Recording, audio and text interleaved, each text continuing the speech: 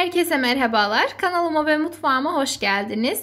Bu videomda sizlere oklava ve merdane kullanmadan sadece elinizle saniyeler içerisinde açarak hazırlayabileceğiniz çıtır çıtır ve de çok lezzetli bir börek tarifi vereceğim. Tarifi denemeden önce önemli detayları kaçırmamak adına videoyu sonuna kadar izlemenizi tavsiye ediyor ve hemen tarife geçiyorum. Öncelikle hamurumuzu hazırlayalım. Bunun için 7 su bardağı unu uygun bir yoğurma kabının içerisine alıp üzerine 1 dolu yemek kaşığı tuz ilave ederek tuz ve unu güzelce karıştıralım ve unun orta kısmına bir çukur açalım. Şimdi azar azar ılık su ilavesi yaparak hamurumuzu yoğurmaya başlayalım. Toplamda 7 su bardağı un için 3 su bardağı su kullandım. Kullanmış olduğum su bardağımın ölçüsü 200 mililitredir.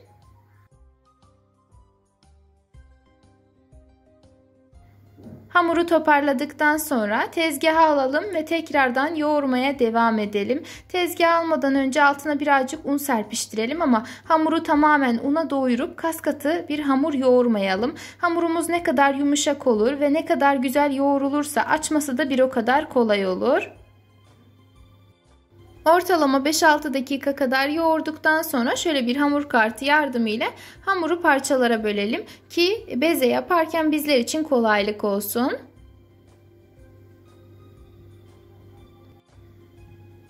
Şimdi hamurdan istediğimiz boyutlarda bezeler yapalım.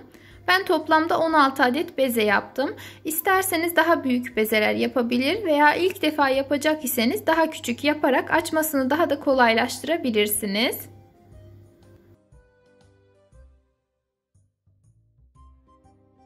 Bezelerimiz hazır olduktan sonra yanımıza 2 dolu yemek kaşığı eritilmiş tereyağı ve 1 çay bardağı sıvı yağ karışımını alalım. Yağdan birazcık tezgaha gezdirip üzerine hazırlamış olduğumuz bezeden bir tanesini alıp elimizle birazcık genişletelim.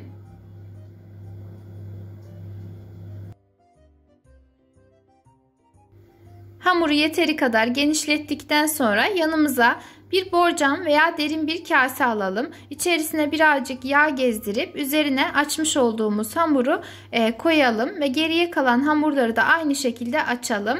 Açtığımız diğer hamuru bir diğer hamurun üzerine koymadan önce ise aralarına mutlaka 1-2 yemek kaşığı kadar yağ gezdirelim.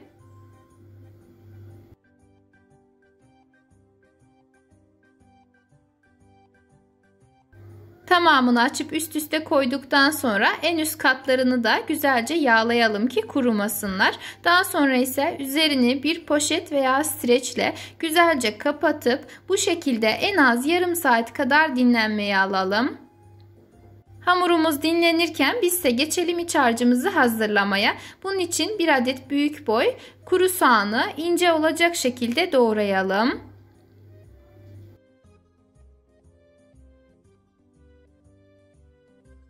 Doğradığımız soğanı bir kasenin içerisine alalım ve acısının çıkması için üzerine birazcık tuz gezdirip güzelce karıştıralım. Bu arada dilerseniz kuru soğan değil yeşil soğan da kullanabilirsiniz. Eğer yeşil soğan kullanacaksanız bu işleme gerek kalmayacaktır. Ve hazır olan soğanı bir kenara alalım. Geçelim ıspanaklarımızı doğramaya. Öncelikle doğrarken sap kısımlarının çok fazla dişe gelmemesi için ince doğrayalım.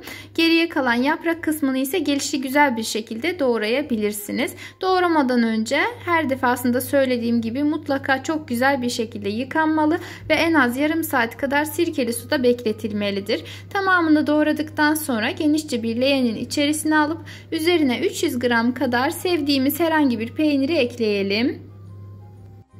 Ben çökelek peyniri kullandım. Sizler dilediğiniz çeşitte peynir kullanabilirsiniz. Peynirini ekledikten sonra önceden doğrayıp hazırlamış olduğumuz soğanları da ilave edelim. Bunlardan başka hiçbir malzeme kullanmadım. Hatta peynirim ve soğan tuzlu olduğu için ek olarak tuz da ilave etmedim. Eğer sizler seviyor iseniz pul veya karabiber kullanabilirsiniz. Ve illaki sadece bu iç harcıyla değil, diğer farklı iç harçlarıyla da tarifimi deneyebilirsiniz. Bana göre çiğden ıspanak böreğe özel bir lezzet katıyor. O yüzden ben her zaman bu şekilde yapmayı tercih ediyorum. Ama dediğim gibi isteğe bağlı kavurarak hazırlayabilir, farklı iç harçlarıyla da deneyebilirsiniz. Şimdi iç harcımızı bir kenara alalım ve geçelim artık hamurlarımızı hazırlamaya. Az önce de söylediğim gibi hamuru açmadan önce en az yarım saat kadar dinlendirmeliyiz. Dinlenmiş hamurdan bir tanesini tezgaha alalım ve tezgaha almadan önce alt kısmını ve üzerini mutlaka yağlayalım. Gördüğünüz gibi hamura dokunduğumuz anda açılmaya başlıyor. Yani el açması deyip kendinizi korkutmanıza hiç gerek yok. Hamura birazcık nazik davranarak ve üzerini bolca yağlayarak kolaylıkla açabilirsiniz. Bu arada daha önce de söylediğim gibi hamuru yoğururken de dikkatli olmamız lazım. Kullandığımız unun kalitesi de çok önemli.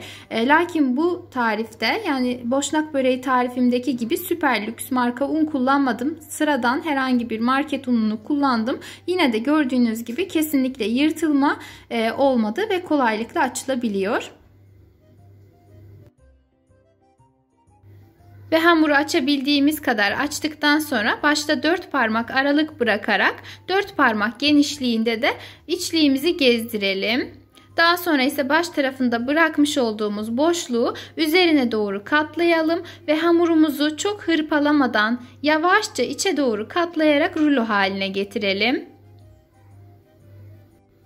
Ve uç kısımlarını da çekiştirerek düzelttikten sonra hamurumuzu yağlanmış fırın tepsisinin içerisine alalım. Geriye kalan hamurlarımıza da aynı işlemleri uygulayarak açmaya devam edelim.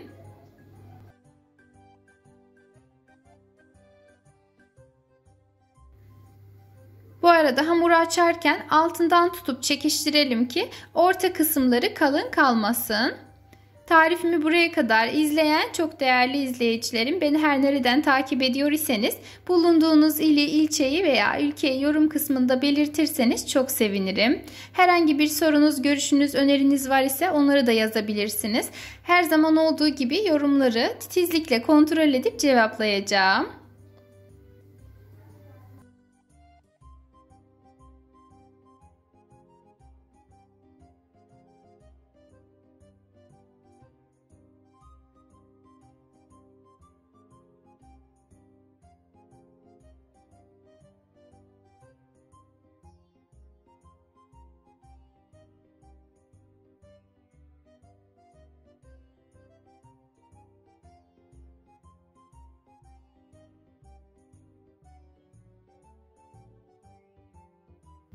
Tepsimizi dolduracak kadar hamur açtıktan sonra üzerine 1-2 yemek kaşığı kadar yağ gezdirip elimizle veya fırçayla her tarafını güzelce yağlayalım.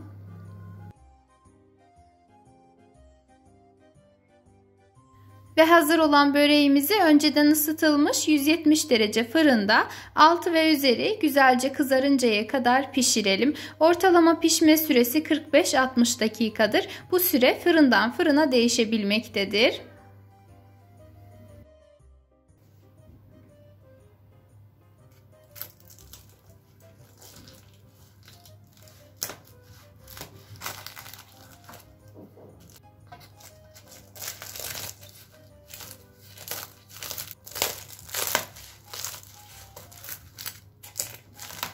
Ve çıtır çıtır el açması nefis bir börek hazırladık. Umarım beğenmişsinizdir. Eğer beğendiyseniz bana destek olmak adına videomu beğenebilir, emoji dahi olsa yorum bırakabilir. Hatta aşağıdaki paylaş butonuna tıklayarak sevdikleriniz ve ailenizle de tarifimi paylaşabilirsiniz.